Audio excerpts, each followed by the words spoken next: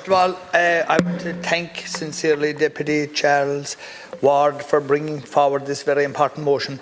In my opinion, it's a very reasonable motion, and while I acknowledge the work that has been done by people from government and from opposition in securing the situation that we're at with regard to IS 465 of 26, and the fact that large sums of money have been put forward to help the affected families, and I've spoken to many of them back over the years.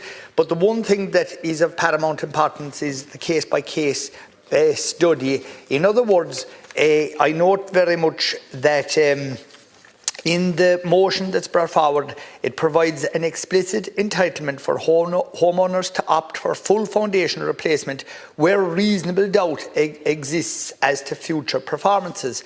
Now, that's very reasonable in my opinion.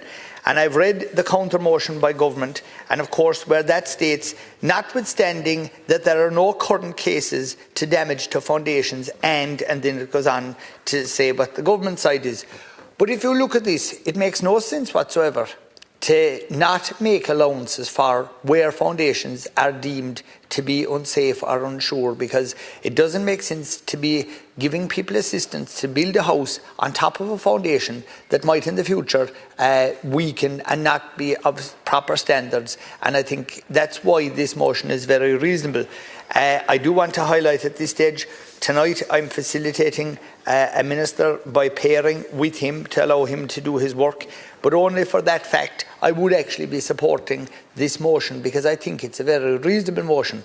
But I'm unable to vote because I'm facilitating a minister in his work tonight. But I just want to highlight the concern that is there by people who find themselves in this awful situation, and I really think that it's a case of, it's like leaving the handle go with the hatchet.